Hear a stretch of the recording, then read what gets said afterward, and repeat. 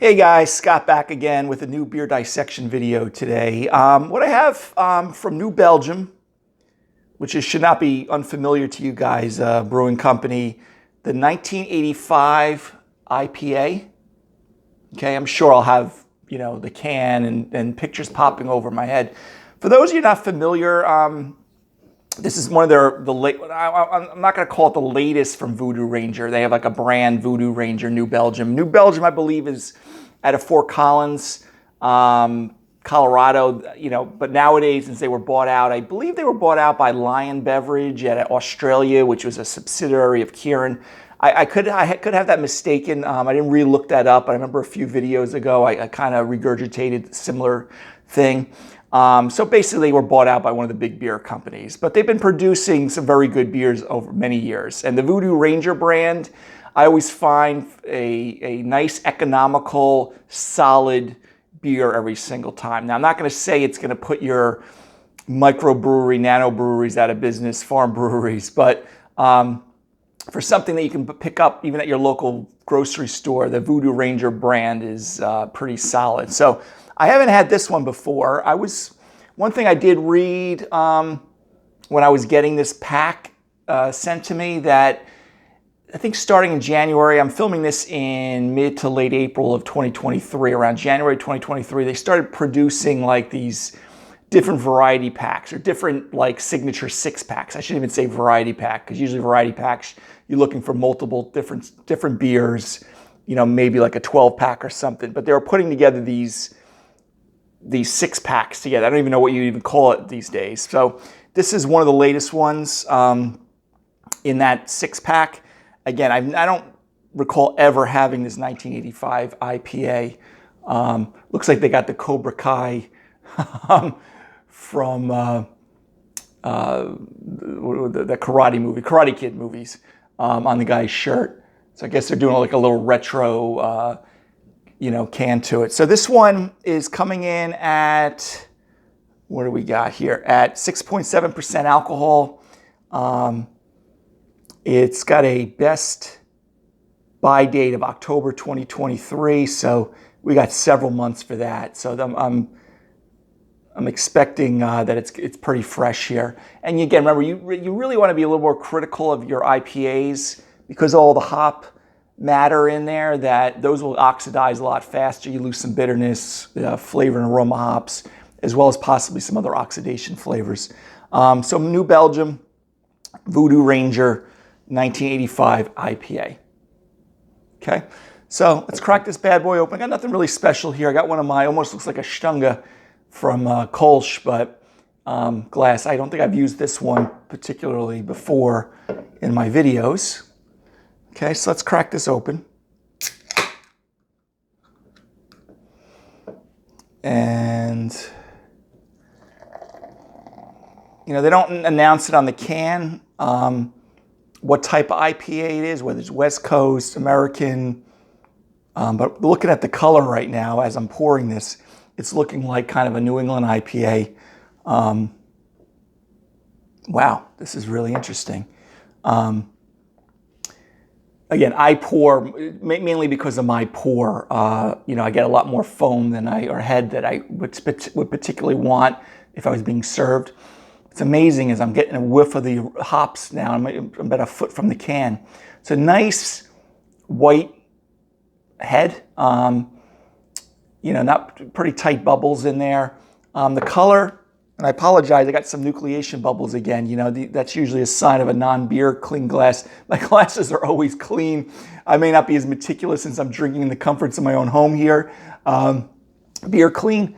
But you can see we got this straw-colored, lightly, moderate to darker straw-colored beer, kind of opaque.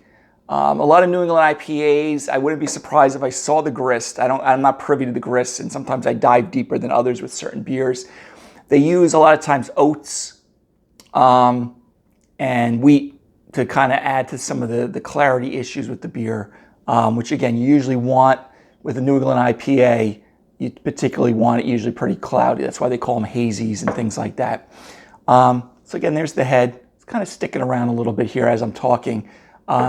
but it's not signified on the can what type of IPA, but I'm guessing this is going to be like a hazy New England IPA style or / to American IPA.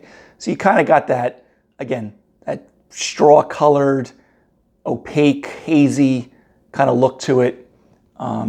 Let's take a sniff of the aroma.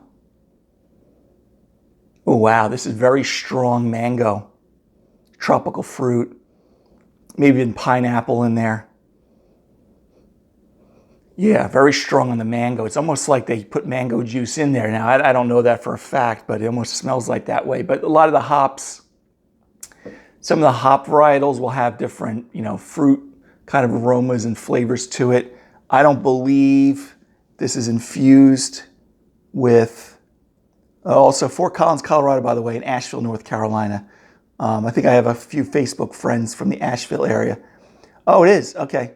So India Pale Ale with mango flavor and spice. So that's why, hence the strong mango smell that we're getting in there.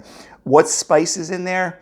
I don't know. I'll take a look, see if I can ascertain, but sometimes it's used so subtly that you know it's in there, but you don't know quite pick it up.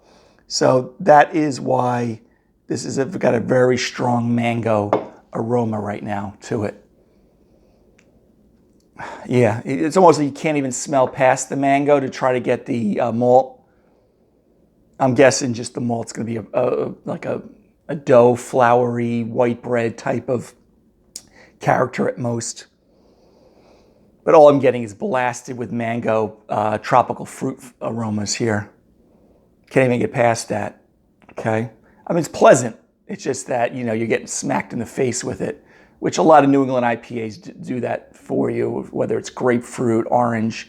I'm not getting any, maybe a subtle citrus, but the mango is so strong and the pineapple a little bit, you just can't get, pick up anything else. All right, guys, cheers. Let's take a swig of this.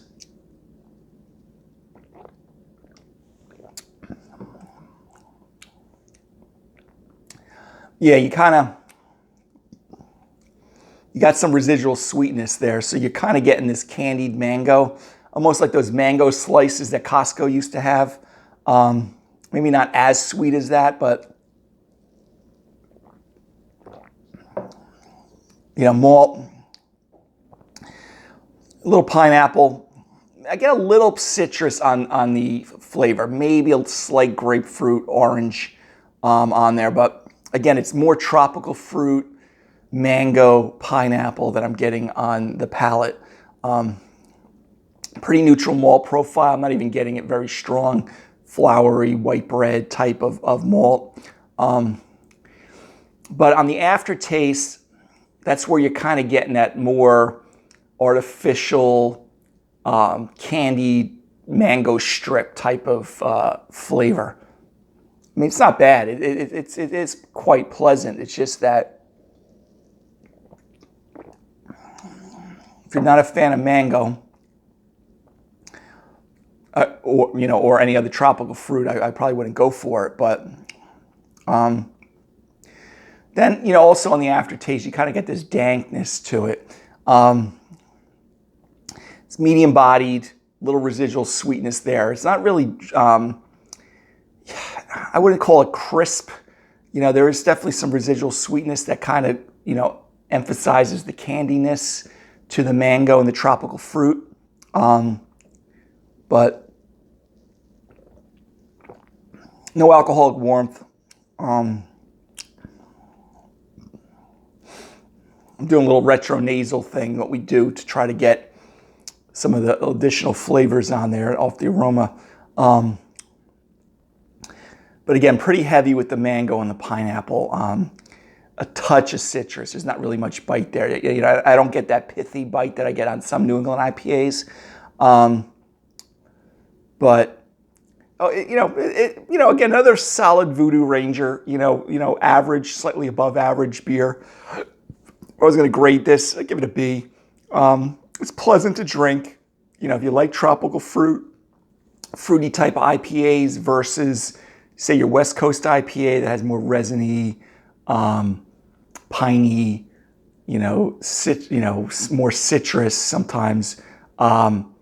This is kind of definitely the other direction with tropical fruit, pineapple, mango. You know, pairing with this, again, like a lot of my IPAs, especially the ones that favor this, you know, the fruitiness, the tropical fruit, I always like try to think of this as like a kind of a mango salsa that you're sticking on fish tacos, coconut shrimp tacos, you know, coconut shrimp dishes, even, you know, some Chinese like General Tso's chicken, you know, sweetness from that, the orange kind of sauces from there that, you know, that are sweetened. This would probably complement very well. But again, guys, this is the New Belgium from the Voodoo Ranger family of beers, 1985 IPA. I don't know why they're calling it 1985 IPA other than whatever marketing tools.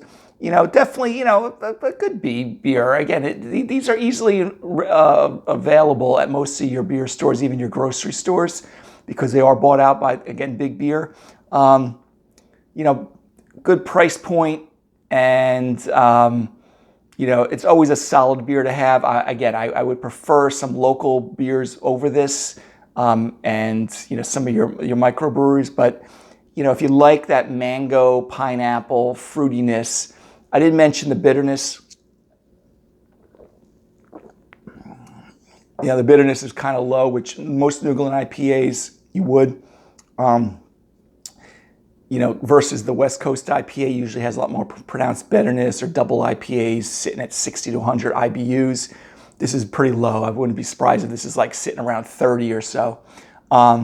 So again, if you don't like bitter beers, this would be up your alley too. So anyway, guys, you know, a decent beer, you know, from New Belgium, 1985 IPA. You know, if you like that, you know, those adjectives I threw at you for your IPAs, mango, pineapple, go for it. If not, steer yourself another direction. But anyway, guys, till the next beer dissection video, have a great day. Take care.